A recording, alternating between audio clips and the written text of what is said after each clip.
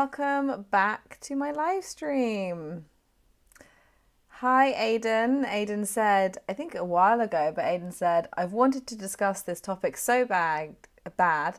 Thanks those for voting in the poll. See you all soon. Yes, so today we've got a very exciting topic, but I'm going to wait till more people come into the live stream before we get started. But yeah, hello everyone. How are you doing? Chan Kang says hello. Hello, Chan. G says hi, Flora and everyone. Hi, G. Thank you guys for coming back. Welcome back. Hello. Young Un says hello, everyone. How's it going, Flora? Thank you for asking, Young Un. Yeah, it's going pretty good. Another week in lockdown in the UK, so not many exciting updates for you guys, I'm afraid. But it's a very beautiful sunny day in Brighton. And I'm going to meet a friend later on the beach and have a nice beer, so that'll be really good. It's also my housemate's birthday this weekend, so we're all very excited in the house because we're going to do some nice plans together this weekend to maybe have a nice dinner. So that is lovely. But yeah, pretty much same old, just I feel like every weekend we just have a nice meal with the house, with my housemates, which is lovely, obviously, but yeah. Foodie says, good evening. Oh yes, good evening to everyone in Korea. How's it going? For the Korean viewers out there, because I know it's mostly Koreans, I hope that you're all okay with the fine dust. I hear that it's been really bad this week, or last week. So I hope that you're all okay and that it's not being too annoying, because I know that it's very irritating. SHHW says hello. Hello, SHHW. Nice to see you. Welcome back. I'm trying to think if there's anything topical from this week, but compared to last week, it was actually quite quiet, either in the UK, either that or I've just not been watching the news. SH has told me that SH is enough. Okay, thank you. I will stop saying SHHW then. AJ Kumar says, hi. Hello, AJ. Welcome to the live stream. I feel like you're a new viewer, so welcome. Lovely to have you here. It's only 3 minutes past, and I want to wait a little bit longer for everyone to come into the chat before I start explaining today's topic, because there's a lot to explain today. It's quite exciting. So basically, today, for those of you who might be new to the live stream, the way the topics for the live stream work is that every week on a Friday there's going to be a poll. I put it on the community page of our YouTube channel. So if you go to the community page, it'll probably be on there tomorrow morning-ish. And there will be 3 new topics which you can choose from, you can vote for, and then I pick the one that's got the most votes, and that's what I do the live stream on. And today's topic is a very special topic because it's one that I have put in the poll for 3 weeks in a row until it won, because I really wanted to talk about it. AJ asks, is it a puzzle? And in a way, it is, yes. So today's topic is, we're going to talk about a philosophical problem. We'll start off with a bit of background about me. So my undergraduate degree is in philosophy. So it's something that I'm really interested in. And so this problem, the trolley problem, is what we call a philosophical thought experiment.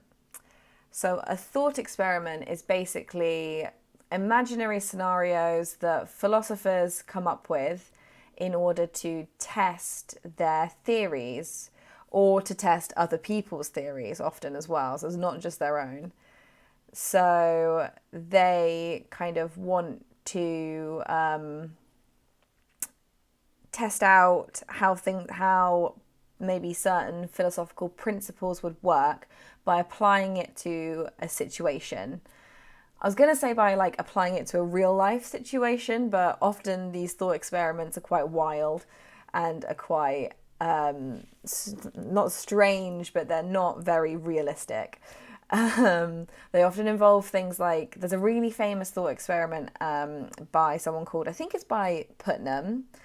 I bet I'm going to say some like philosopher's names wrong and someone will call me out in the comments. So if I do, I'm sorry. It's been 3 years since I graduated.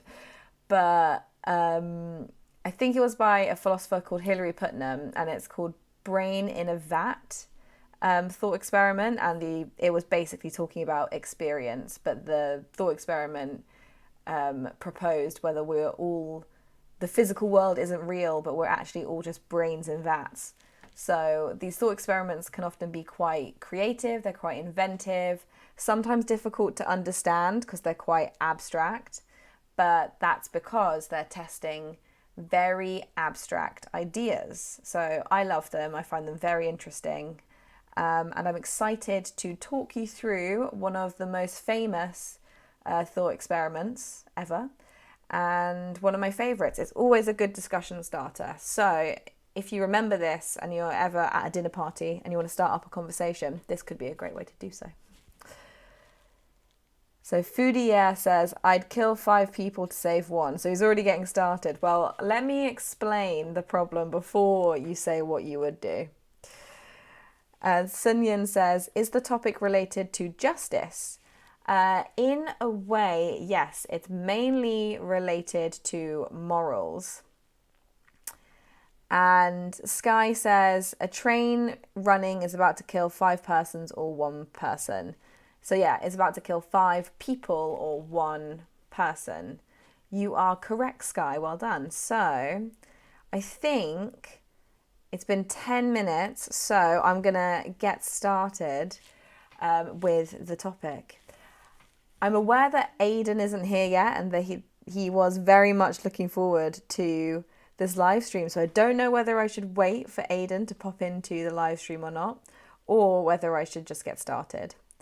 I think that I'm going to get started. Sorry, Aidan. Okay, so here we go. Let me just begin my presentation. So,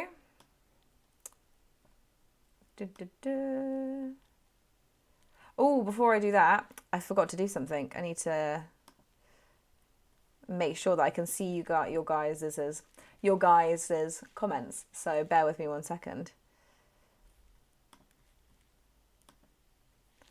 Okay. There we go. Now we're ready. So I'll put myself. Oh my goodness. Here we go. I'll put myself down here. Okay, so the trolley problem. So the trolley problem is a philosophical thought experiment, as I said earlier, and it was invented by a philosopher called Philippa Foot. So the aim of this thought experiment is to reveal how we make moral decisions. So it's meant to create like in philosophy they call it intuition, but another more common everyday vocabulary for it is a gut feeling, which I'll explain more about in vocab later on in today's live stream. But it's meant to create like a gut initial reaction in people, and that is meant to tell us something about the way we make moral decisions. So it's a lot about numbers, and therefore it's testing a distinction between 2 types of philosophy, two types of moral philosophy. So one is utilitarianism. So before we go on with this live stream, there's going to be a lot of very technical vocab in today's live stream that is only really helpful when talking about philosophy. So some words you're learning today are not particularly helpful for everyday English conversation, but they're very important to the topic and they're very interesting in my opinion. So you're learning some advanced technical vocab in today's live stream. So that's fun. So yes, the first moral philosophy theory is utilitarianism. And that is, people who believed in utilitarianism were Jeremy Bentham and John Stuart Mill. They were two very famous utilitarians. And it's a type of what we call consequentialism, which is a very complex word, but it just means that consequences are important. So an action is moral based on the consequences that occur. So if you do an action and it has good consequences, it's a morally right action. If you do an action and it has bad consequences, it's a morally bad action. I'm simplifying a little bit, but the basic principle or the main thing of utilitarianism is about the morally good action is whatever makes the most happiness so the greatest happiness for the greatest amount of people. And so when utilitarians are trying to make a decision, trying to make a moral decision, what they will do is they will they will predict the outcomes. They will think about what could happen, and they want to think about which action will create more happiness, and that is the action they will do. The other type of moral philosophy that interacts and is kind of the opposite almost of utilitarianism is deontology. A famous deontologist would be Immanuel Kant. And deontology is more about moral rules and principles. So you need to stick to certain moral rules no matter what, even if the consequences are bad. So it's kind of, deontology is about our intentions and utilitarianism is more about consequences. So as you can see, they're quite at war with each other. So that is why they're kind of they're enemies in a way. They're opposites. Dongho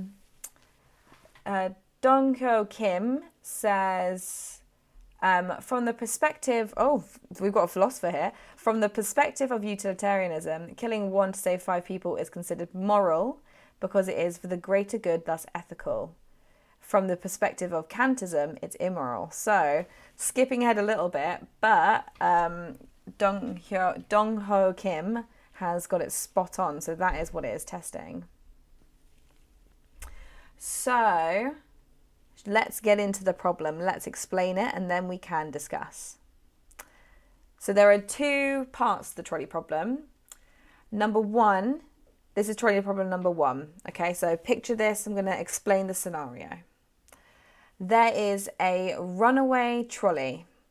It is headed towards 5 workmen on the train track. You try and shout to get the attention of the workmen, to get them to move out the way, but they can't hear you. You are standing some distance away, but you are next to a lever.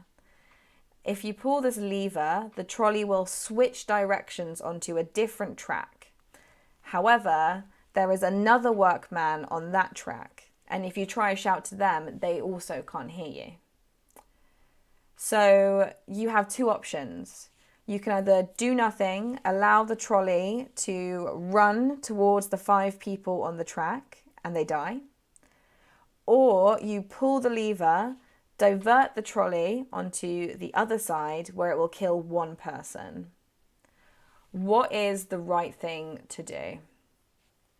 So that is what I want to hear from you guys in the comments. Can you tell me, what do you think is the morally right thing to do? Should you pull the lever and switch the track and kill 1 person, or should you do nothing and let the 5 people die?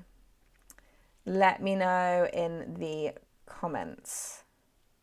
So, as Dongho said, the utilitarian perspective would be to pull the lever and kill the 1 person, because quite obviously if you want the greatest if the greatest happiness for the greatest number of people would be just one death, because that's 5 more people alive. So Sky says that they would pull the lever.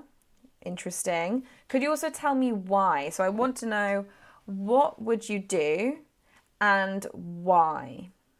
Foodie has just asked a very interesting question, but I'm going to come back to it in a second, Foodie. I want to hear people's perspectives first.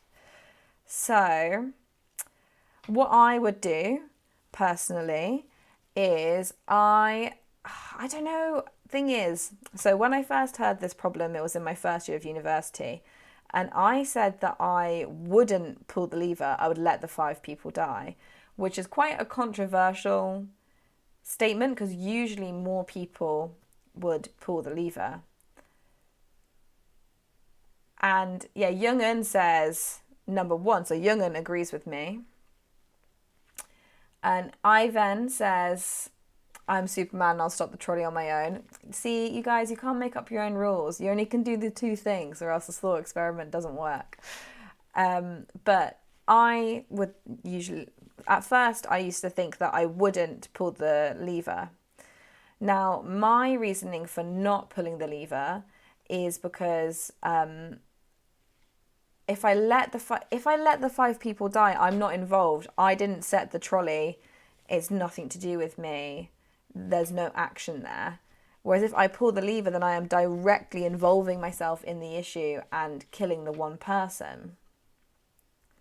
So that to me seems like the morally right thing to do.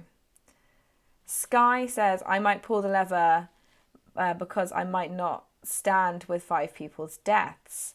Yes, so Sky makes a very good point, which is the opposite of what my original thought was, which is action the same as inaction? So if I pull the lever and let 1 person, and I make 1 person die, but if I stand there and do nothing, is it the same? Because is not acting just as bad as acting, if that makes sense? Like, is standing by and letting a bad thing happen just as morally wrong as doing the action? So interesting. Now let's move on to Trolley Problem 2, because we've already started to touch on some of the issues in it. So Trolley Problem 2 is, so as before, a trolley is hurtling down a track towards 5 people. You are on a bridge under which the trolley will pass. You can stop it by putting something very heavy in front of it. It just so happens that there's a very large man, maybe he's really tall, standing next to you. If you push him off the bridge, he's so big that he will stop the trolley. Or maybe say it's an elephant or something, a very large animal. If you push it off the bridge, it will stop the trolley somehow. So therefore it will save the 5, but it will kill the very, very large man or the elephant. Should you proceed? Is it the right thing to do? Should you do that to save the 5?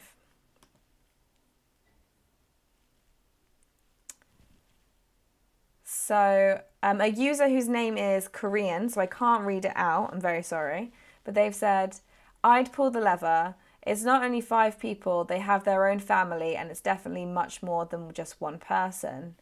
Very interesting point, user. I'm so sorry I can't say your name.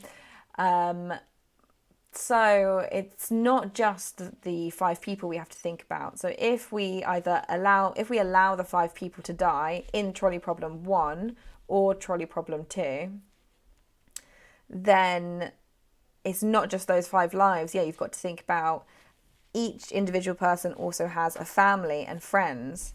So it's a much larger grief and pain that would happen.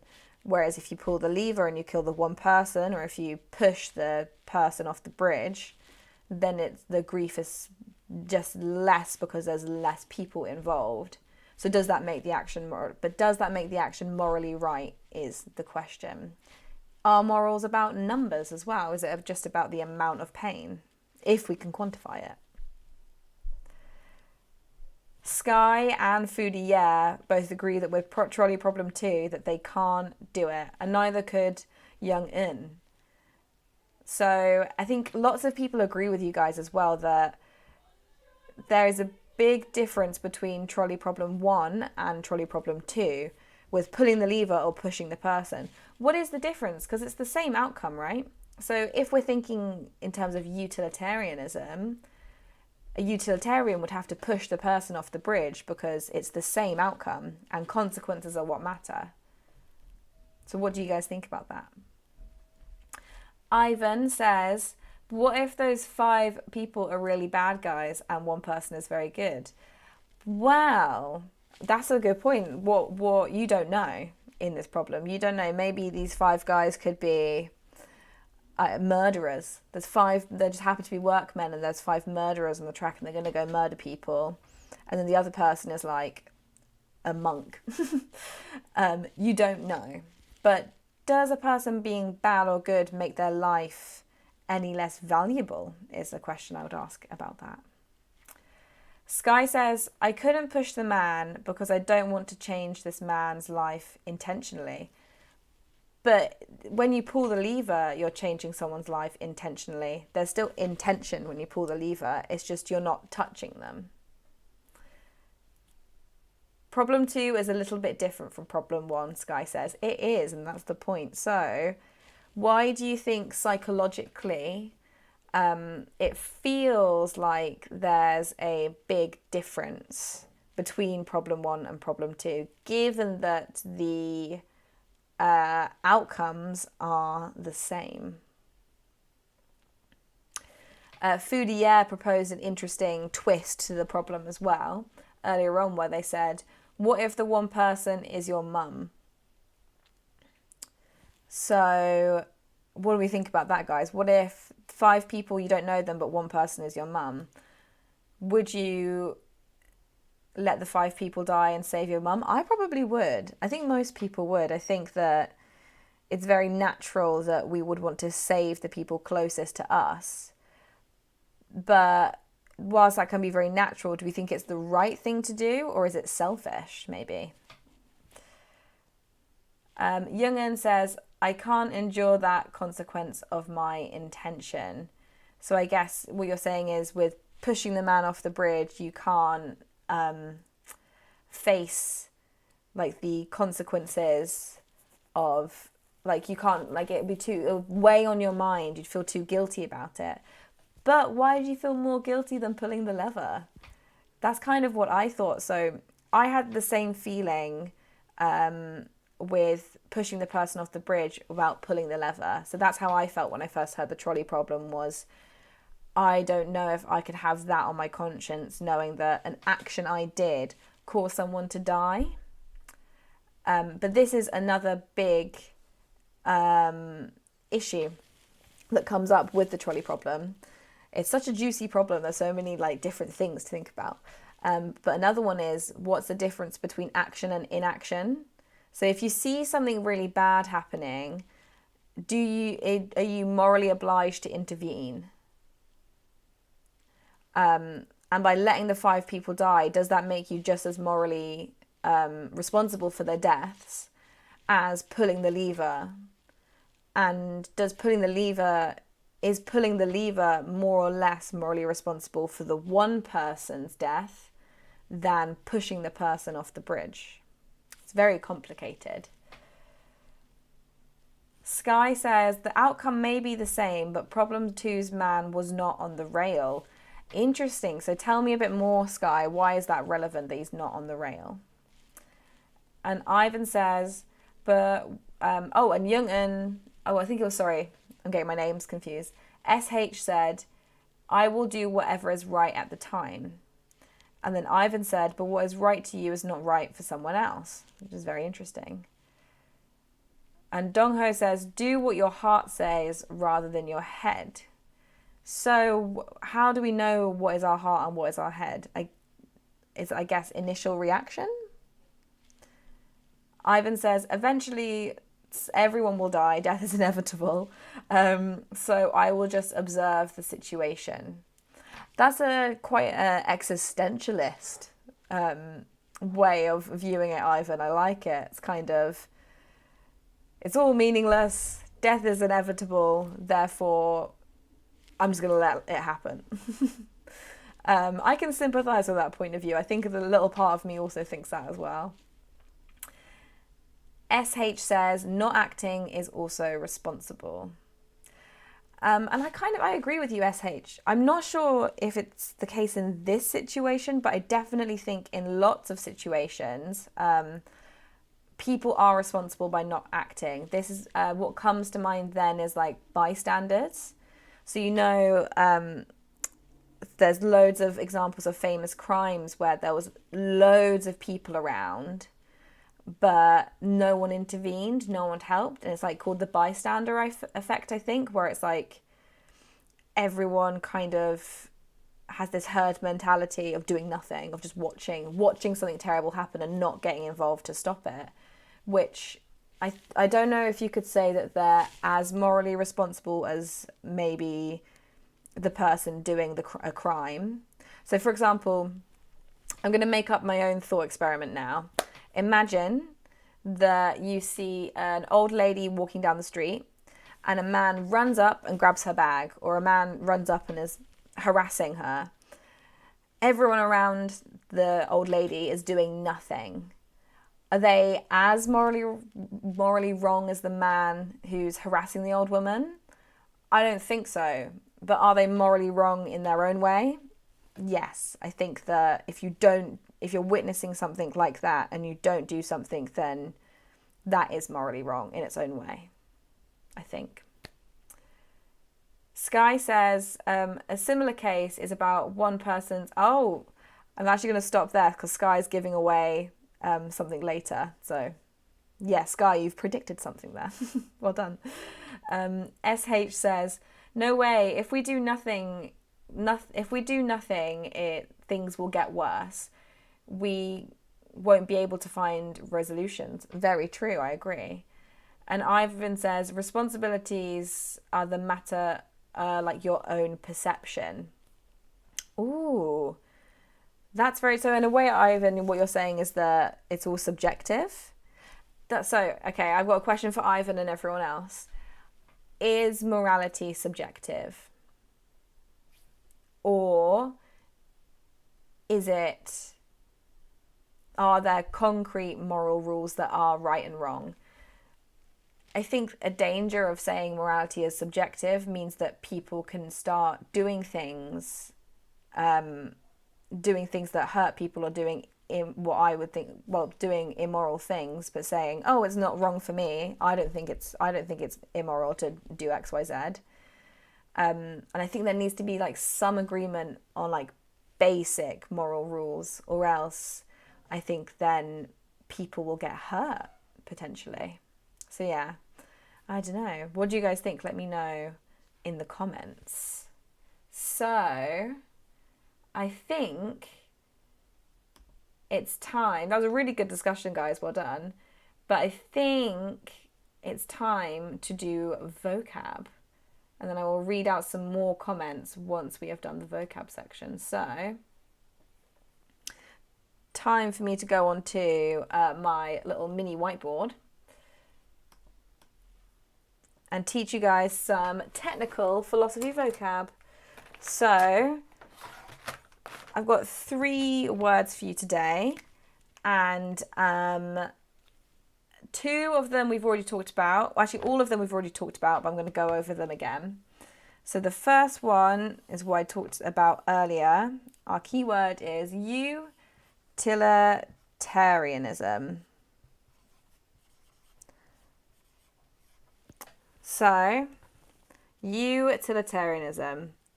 And the best way to sum up what this is morally right actions produce the greatest happiness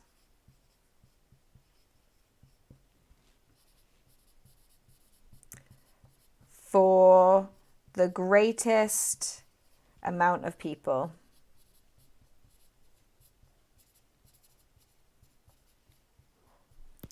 There we go. Utilitarianism. The morally good action is whatever produces the greatest happiness for the greatest number of people. In an example sentence, you could say, the trolley problem is designed to support utilitarianism or to test utilitarianism. It depends on your perspective. But yes, as we can see, that the utilitarian would have to support trolley problem 1, but they might have issues with supporting trolley problem 2. So the next keyword is deontology. So this is the opposing view, and it is about duty and obligation. So it's about moral rules. Deontology, about duty and obligation.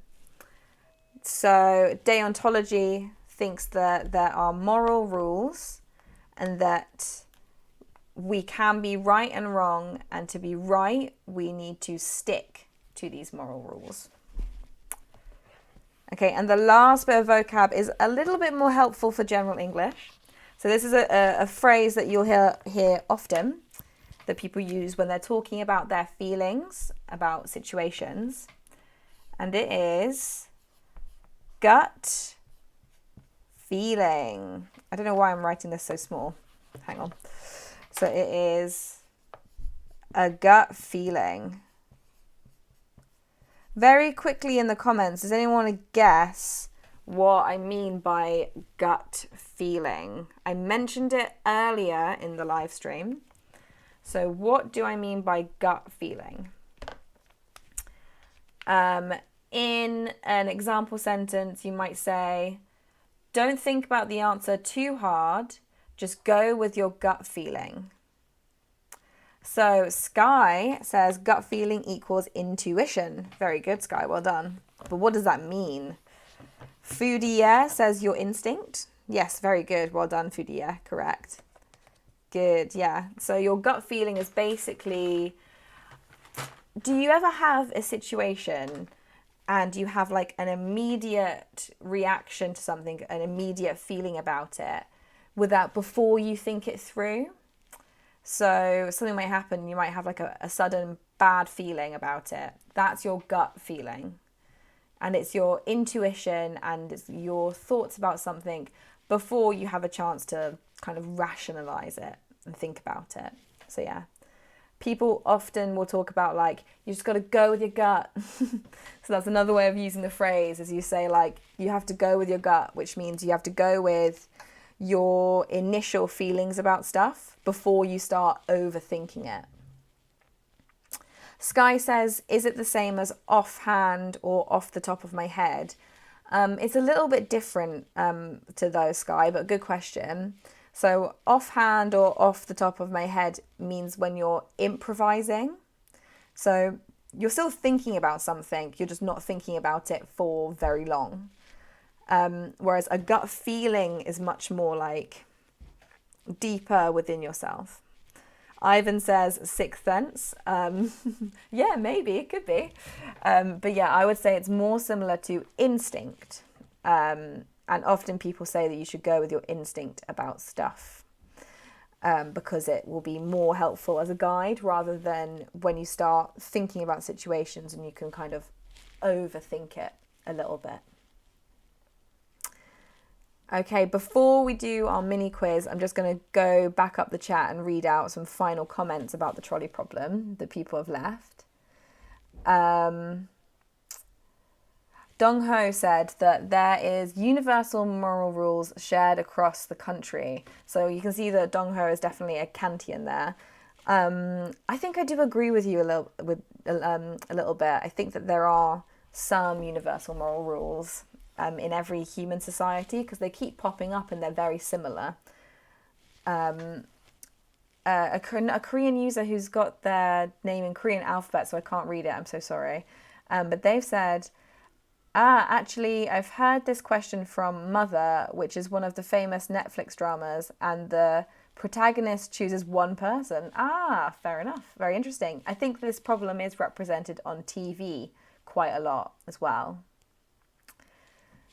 Ivan says, morality is indoctrination. If you had been taught differently about what is right and wrong since your childhood, you would have a different perception of reality. Very interesting, Ivan.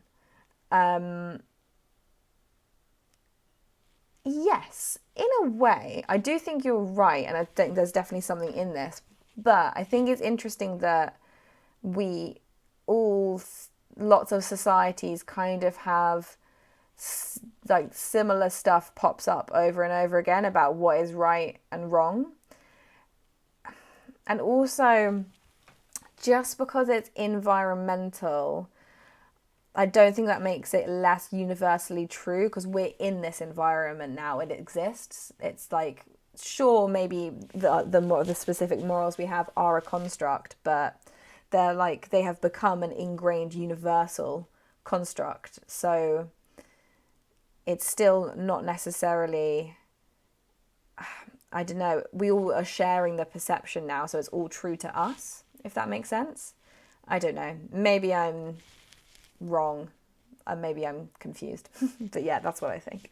But that's a very interesting point, Ivan. Good. Okay. And SH says duty and obligation is important.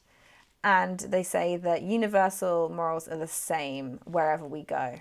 Interesting. Yeah, good. So we've got lots of people in the chat. We have got some deontologists. We've got some utilitarians. And I also think we have some existentialists as well. So that's very interesting. Okay. Are we ready for today's mini quiz? So it's a little bit different this week, because obviously it's quite a different topic, but it's more creative. So, mini quiz. I guess it's less of a quiz and more just an activity, really. But I'm going to explain an alternative trolley problem, which Sky guessed earlier. So well done, Sky. So this is an alternative trolley problem by Judith Jarvis Thompson. And whilst I read it out, I would like you to think of your own trolley problem. So as I'm reading it, I want you in the comments to try and think of your own trolley problem. So a different situation that tests similar stuff. Let me know if you guys have any questions about this, because it's a little bit more complicated than the usual mini quiz. And I will then read out people's alternative trolley problems from the chat window. So I'd love to hear what you guys have to say. So, an alternative trolley problem. A transplant surgeon has 5 patients, each in need of a different organ. So one of them needs a heart, 2 of them need a lung each, and 2 of them need kidneys. Without that organ, then they're going to die, certainly. Unfortunately, there are no organs available. However, one day it just so happens that a young, healthy traveller comes to the doctor's surgery just for a routine checkup. Whilst the doctor is doing this checkup, he discovers that miraculously, the organs of this healthy young traveller match all 5 of his dying patients. So, is it morally right for the doctor to kill the tourist? Oh, and by the way, if he kills the tourist, no one will know, no one will notice. Like, the tourist is kind of a traveller, they don't have any family, so the doctor won't go to no one will know that the doctor have done this, let's say. So should he kill the tourist and save his 5 dying patients? Is that morally right? Okay, so let me know in the comments if you have any of your own trolley problems, or if you have any thoughts about this trolley problem. So Sky has thought of their own example. Very good. They have said, so this is another alternative trolley problem. For example, there is a fire in the building and there are 2 stairs to 5 people, so there's 2 sets of stairs. One goes up to 5 people and one goes to 1 person. But time is running out and you can only save 1 set. Who do you save? That's such a good problem, Sky. What do we all think?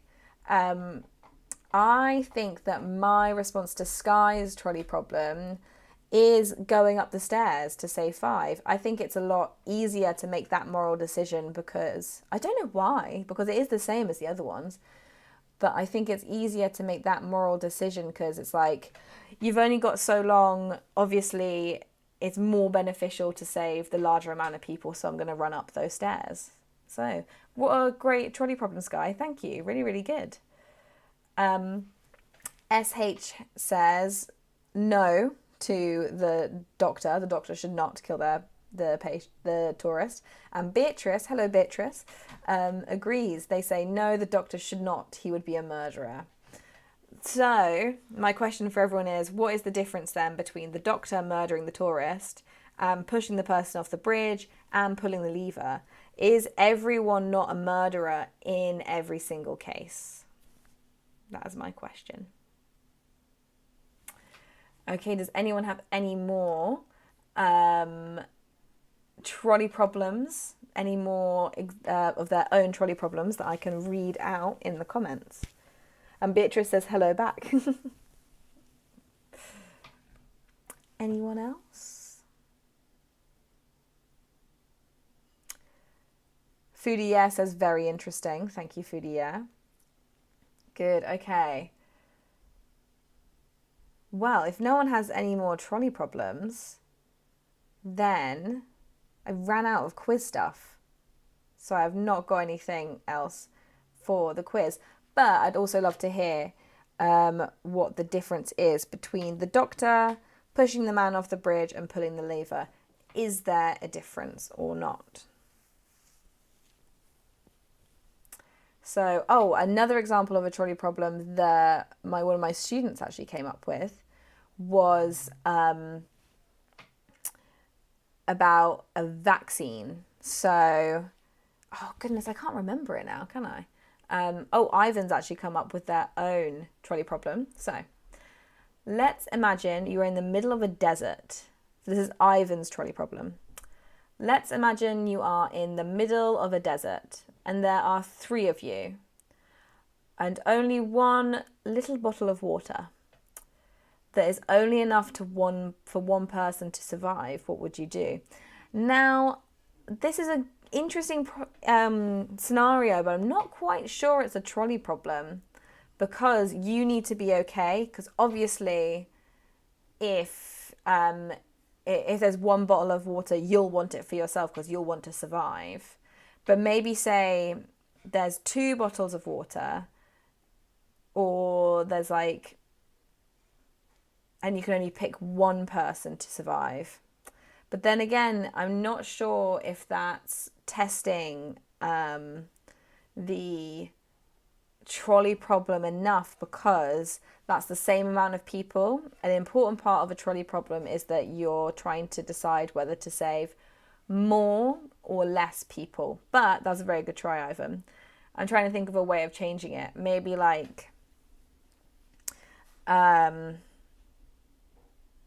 in a desert and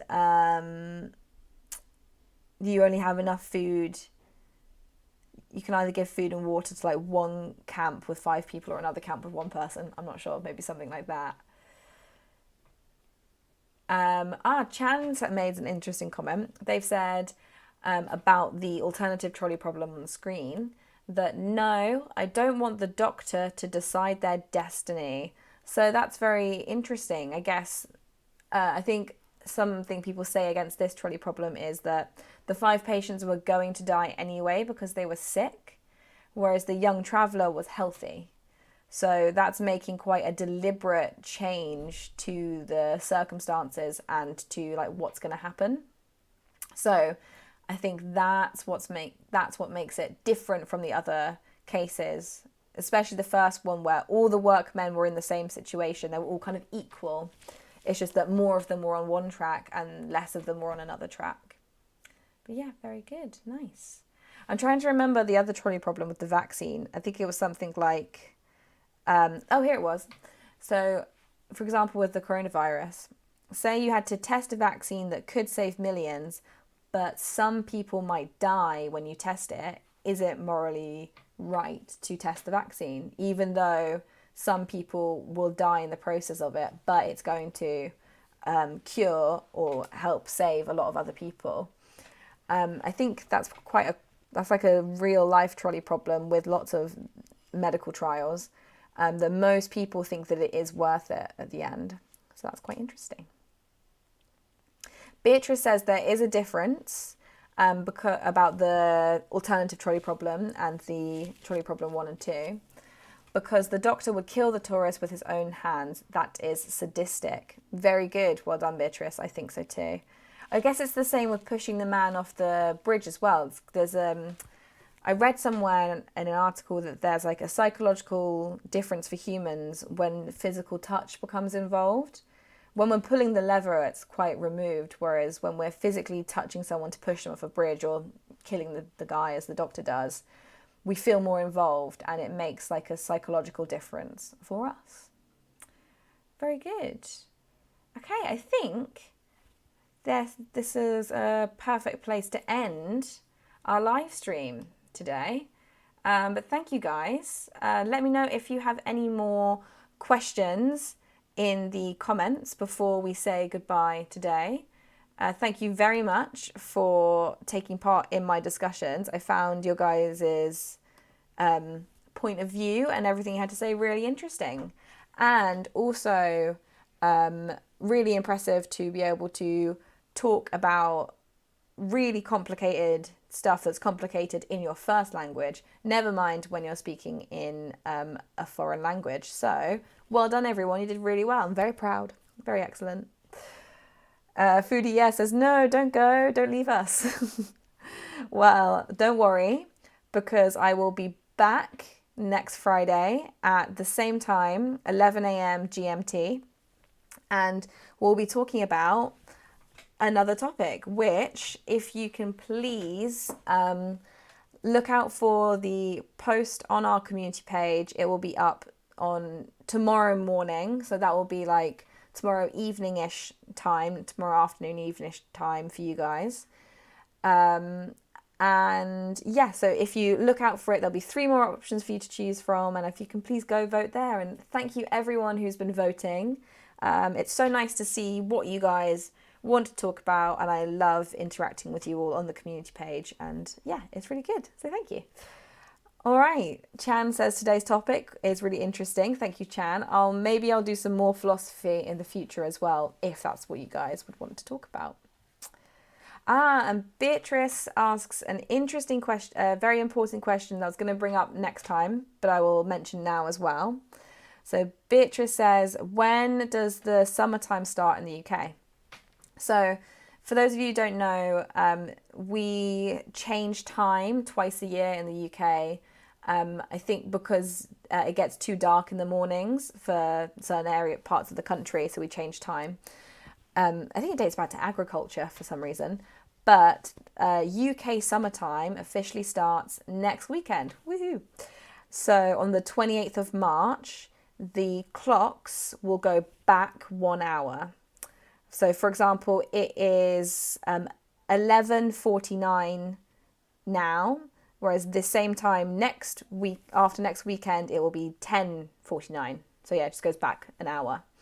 So when British summertime starts, so not next live stream, but the live stream after that, so that'll be Friday the 2nd of April, there will be a new time for the live stream, and it will be at, I'm gonna have to double check because we changed it.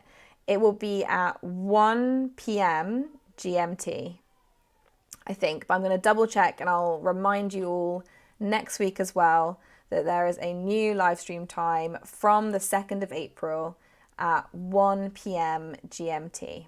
So yeah, but for next week, It is the same time, so same place, same time, 11 a.m. GMT. I look forward to speaking with you all again then. All right. Okay. Foodie Yes says summertime. Yes, woohoo. I hope the weather also reflects that. Ivan says the discussion was really engaging. Thank you, Ivan. And SH says interesting and tough topic. Yes, we can all go have a lie down now because we've worked our brains very hard. And Sky says have a good lunch. Thank you. Good, excellent. All right, well, yeah. Anyway, I hope you all have a lovely weekend, a lovely week, and I look forward to seeing you next time. Thank you so much for chatting with me today. All right, thanks, guys.